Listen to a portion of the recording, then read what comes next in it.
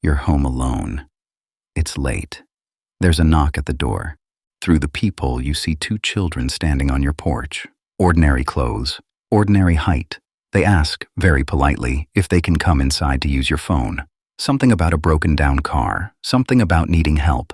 You start to open the door. And then you see their eyes. Not dark irises, not dilated pupils. Solid black, from lid to lid, with no white showing at all.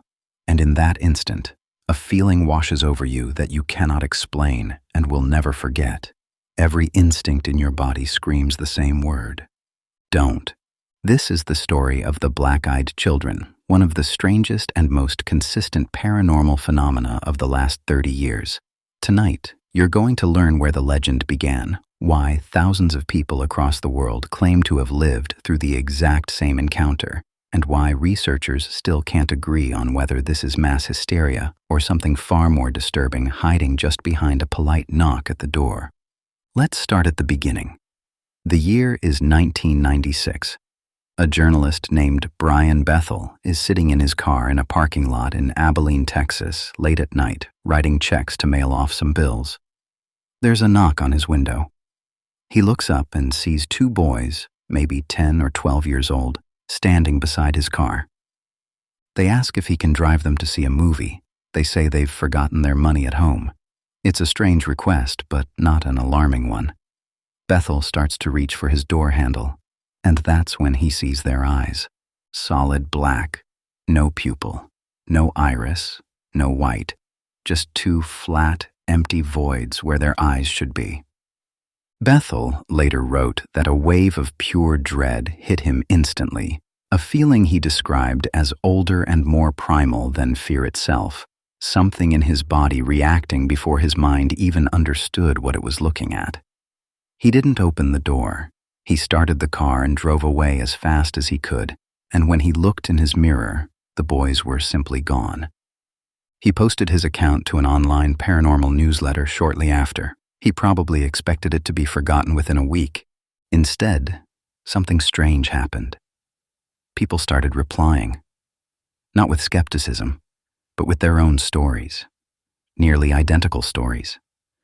A woman in Portland who found two children standing outside her apartment at midnight asking to use her bathroom. A delivery driver in England who says two kids approached his van at a gas station asking for a ride, their eyes completely black under the fluorescent lights. A hotel clerk in Ohio who says two children stood at the front desk asking for a room, no parents in sight, and when she looked closer at their eyes, she felt an urge to press the silent alarm under the counter, though she still isn't sure why. Here's what should make you pay attention. These reports weren't coordinated. Many of these witnesses had never heard of Brian Bethel's story before their own encounter happened. They came from different countries, different decades, different circumstances entirely, and yet the pattern holds almost perfectly every single time. The children are almost always in pairs. They're almost always between the ages of 8 and 14. They ask, calmly and politely, for something ordinary, to come inside, for a ride, to use a phone, and they ask for permission. Researchers who study the phenomenon, like folklorist and author David Weatherly, who has spent years cataloging these encounters, point out that this detail is what separates black-eyed children stories from almost every other paranormal account on record. The entity doesn't force its way in. It waits to be let inside. Think about why that might be the single most disturbing detail in the entire legend. And the witnesses who refuse them describe the same reaction almost word for word. Not curiosity, not confusion. A wave of instinctive, bone-deep terror that arrives before they can even process what's wrong with the children's eyes. Several witnesses report the same detail afterward, that the fear didn't fade once the children left. It lingered, sometimes for days, as if their body was warning them that something had been very close to happening. So, what could actually be behind these encounters? Skeptics have offered a range of explanations.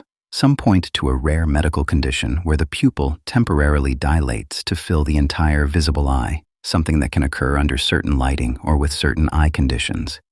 It's a real phenomenon, but researchers note that it typically only affects one eye and rarely lasts more than a few seconds.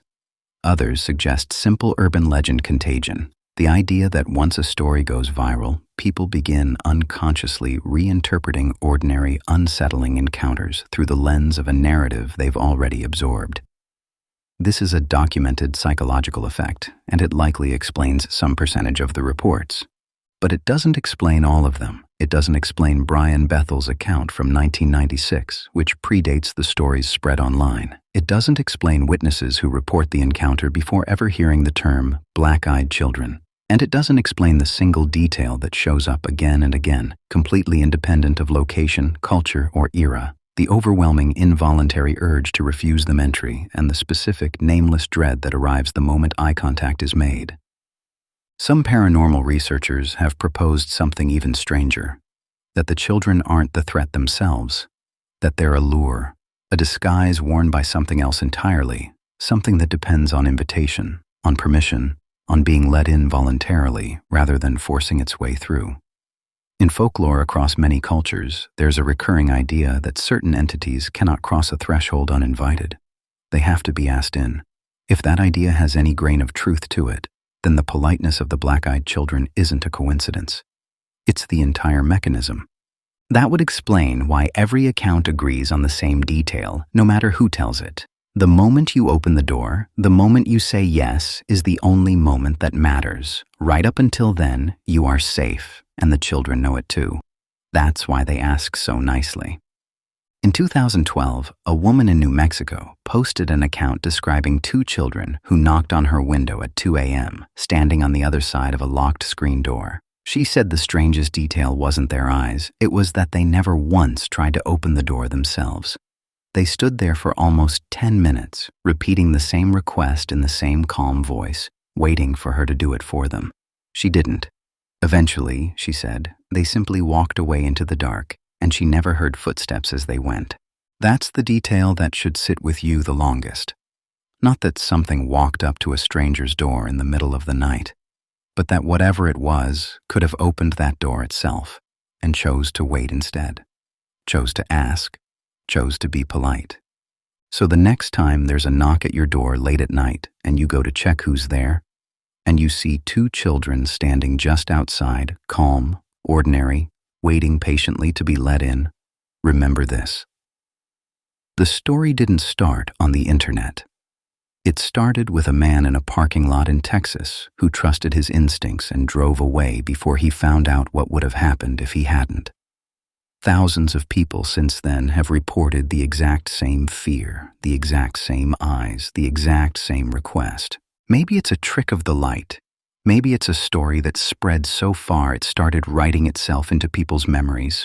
Or maybe, just maybe, something out there has learned that the easiest way inside isn't through a locked door, it's through an open one. And all it has to do is ask.